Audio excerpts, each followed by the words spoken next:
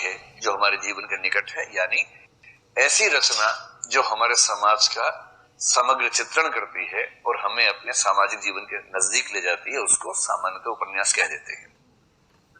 ये तो परिभाषा है और परिभाषा से मीनिंग को समझ में ऐसा आमतौर पर नहीं होता है। अब मैं आपको एक बात और याद दिलाता हूं। दो शब्द आपको ध्यान आ रहे होंगे। एक था विद्या, जिसकी कसम खा खा के आप बड़े हुए हैं और जिसकी अर्थी उठाने वाले को विद्यार्थी कहते हैं। और दूसरा शब्द था विधा। याद आप लोगों को विद्या और विधा? इनमें से पहले कौन सा लिखा हुआ है? दूसरा विधा। बहुत बढ़िया। तो विद्या तो आप जानते ही हैं, पढ़ाई लिखाई। विधा के लिए एक शब्द का प्रयोग किया था, जॉनर या जॉनरे। विधा का मतलब उपन्यास, कहानी, नाटक, ये सब विधाएं हैं। और जब हमने कहानी शुरू की तब मैंने कहा था कि विधाओं का विभाजन एक विशेष तरीके से दो भागों में हो सकता है। एक को बोलते हैं नैसर्गिक विधाएं और एक को कह सकते हैं ऐतिहासिक विधाएं।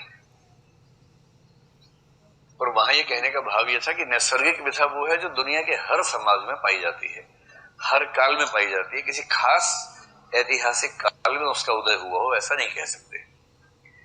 जैसे उस समय हमने क्या जिक्र किया था कि मान लीजिए कि सेंटिनल आइलैंड पे हम जाएं कभी, अब तो बहुत चर्चा में है ये वाला आइलैंड, है ना?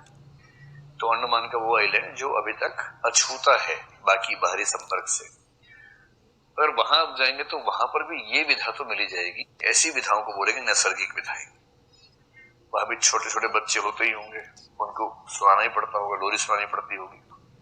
तो नैसर्गिक विधाएं साहित्य में कौन कौन सी मानी जाती है? एक तो नाटक मानी जाती है, एक कहानी मानी जाती है कि किसी ना किसी रूप में कहानी रहती है, एक गीत होता है।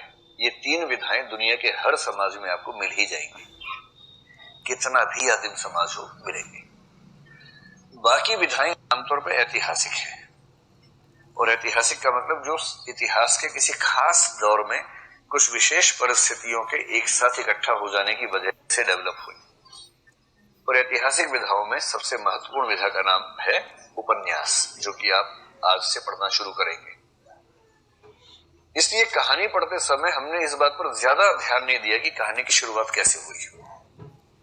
हमने सिर्फ इतना कहा कि भारतीय परंपरा में कथाएं लिखी जा रही थी, पंचतंत्र की कथाएं, जातक कथाएं, हितोपदेश की कहानियां, वो सब लिखी जा रही थी। हाँ, आजकल हम जैसे कहानी कहते हैं वो ट्रेंड अलग है। तो पश्चिम से जब शॉर्ट स्टोरी मूवमेंट आया, उस मूवमेंट के प्रभाव में जो कहानी लिखी गई, वहां से हिंदी कहानी की शुरुआत हम मान लेते हैं। एडगर एलन पो नाम के व्यक्ति का जिक्र किया था जिनके शॉर्ट स्टोरी मूवमेंट की धूम मच गई थी। ये सब याद है आपको। अब क्योंकि उपन्यास एक ऐतिहासिक विधा है, इसलिए आपको ये समझना पड़ेगा कि वो कौन सी परिस्थितियां थी जिन परिस्थितियों ने उपन्यास के विकास को प्रभावित किया। किन